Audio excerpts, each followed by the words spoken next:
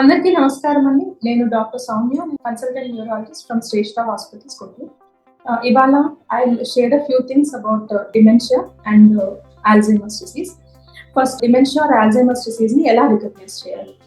అది initial early stages లో recognise చేయడం చాలా ఇంపార్టెంట్ అండి. ఎందుకంటే డిమెన్షియాలో కొన్ని ట్రీటబుల్ డిమెన్షియాస్ ఉంటాయి. సో వాటికి మనం ఫాస్ట్ గా డిటెక్ట్ చేస్తే ట్రీట్మెంట్ ఇవ్వచ్చు. సో ఫస్ట్, డిమెన్షియాలో ఎర్లీ సైన్స్ ఏంటి అంటే ఫస్ట్ వీళ్ళలో కనపడే సైన్స్ ఏంటి?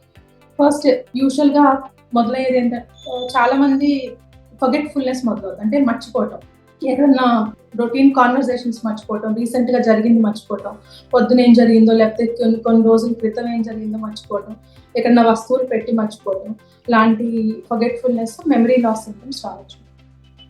సెకండ్, వీళ్ళకి యూజువల్ గా వీళ్ళ రొటీన్ బిహేవియర్ అనేది మారచ్చు. ఈజీగా కన్ఫ్యూజ్ అయిపోవటం, చిన్న చిన్న వాటికి స్ట్రెస్ కి ఎక్కువగా లోన్ అవ్వటం, వీళ్ళు ఆబ్జెక్ట్స్ మిస్ప్లేస్ చేసింది దొరకకపోతే తర్వాత రికలెక్ట్ చేసుకోలేకపోవటం, దానివల్ల స్ట్రెస్ కి గురవటం, అలాంటి చేంజెస్ రావచ్చు. కొంచెం సోషల్లీ విత్డ్రాన్ అయిపోవటం, ఇంతకుముందు ఉన్నట్టు కాకుండా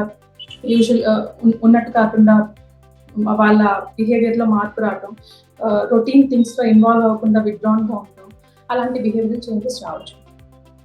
ఇంకొకటి, వీళ్ళు రూట్స్ మర్చిపోవటం, ప్లేసెస్, రొటీన్ గా వెళ్ళే ప్లేసెస్ మర్చిపోవటం, ఇలాంటివి కూడా జరగచ్చు. కొన్నిసార్లు మాట్లాడే సడన్ గా కొన్ని వర్డ్స్ గుర్తు రాకపోవటం, లాంగ్వేజ్ లో ప్రాబ్లమ్స్ రావటం, కొన్నిసార్లు హాలుసినేషన్, అంటే లేనిది ఉన్నట్టుగా ఉన్నది లేనట్టుగా అలాంటి కనిపించడం లాంటి సింప్టమ్స్ కూడా రావచ్చు. So any memory loss or Alzheimer's, డిమెన్షియాని ఎర్లీగా డిటెక్ట్ చేయడం చాలా ఇంపార్టెంట్. ఎందుకంటే ఫస్ట్, అల్జైమర్స్ ఎర్లీగా డిటెక్ట్ అయితే డయాగ్నోసిస్ ఉన్నప్పుడు ట్రీట్మెంట్ కూడా డెఫినెట్ గా ఎర్లీగా డిటెక్ట్ అయినప్పుడు డౌన్ ద లైన్ కూడా ప్రోగ్నోసిస్ బాగుంటుంది. సెకండ్ ఏంటంటే, డిమెన్షియా ఉన్నప్పుడు కొన్నిసార్లు ట్రీటబుల్ డిమెన్షియాస్, అంటే మనం ట్రీట్ చేయగలిగే కాజెస్ ఉంటాయి. సో దానికి ఎర్లీగా డిటెక్ట్ చేయడం చాలా. నెక్స్ట్ ఇంపార్టెంట్ థింగ్ ఏంటంటే, ఒకసారి డయాగ్నోసిస్ అయిన తర్వాత డిమెన్షియా ఆర్ అల్జైమర్స్ డిసీజ్ అని, అప్పుడు వాళ్ళకి ఎస్పెషలీ కేర్ టేకర్ కి సర్టెన్ టిప్స్ ఆర్ పేషెంట్ ని ఎలా కేర్ చేయాలి అనేది కూడా చాలా ఇంపార్టెంట్. ఫస్ట్, ఎర్లీ స్టేజెస్ లో ఒకసారి డయాగ్నోస్ అయిన తర్వాత they have to B first important 5 things ఏంటంటే అండి, ఫస్ట్ వాళ్ళు ఫిజికల్ గా యాక్టివ్ గా ఉంటుంది. That will to certain extent progress, అంటే ఈ ప్రోగ్రెషన్ ని కొంచెం ప్రొలాంగ్ చేయగలరు. సో ఫిజికలీ యాక్టివ్ గా ఉంటాం, ఏదో ఒక ఫార్మ్ ఆఫ్ ఏరోబిక్ ఎక్సర్సైజ్ లో ఇన్వాల్వ్ అవడం.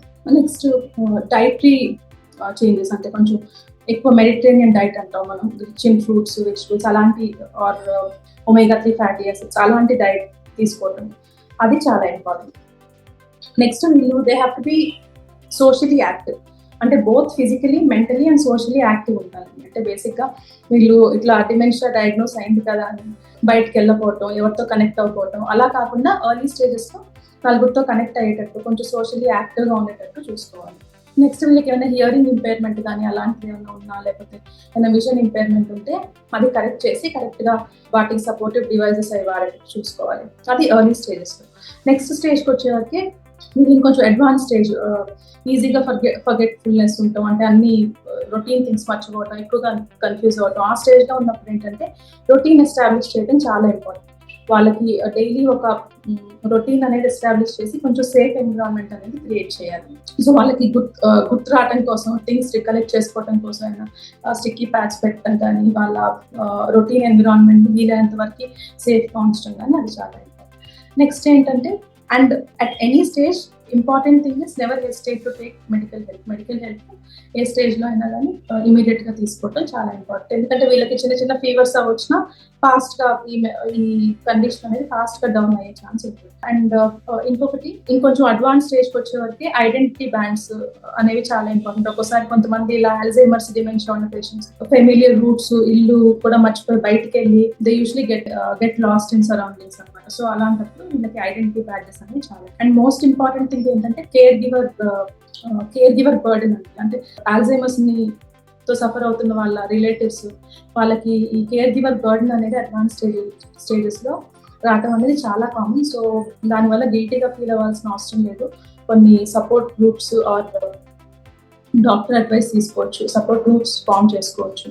సో దీని గురించి ఎక్కువ అవేర్నెస్ పెరిగింది, ఈ బర్డెన్ అనేది కూడా కొంచెం ఈజీ అయ్యే ఛాన్స్ ఉంది. సో ఐ హోప్ మీ అందరికీ కొంచెం అల్జైమర్స్ ఆ డిమెన్షియా గురించి కొంచెం ఎక్కువ అర్థమైందని I hope, and I hope all of you will seek early medical care for this. Thank you.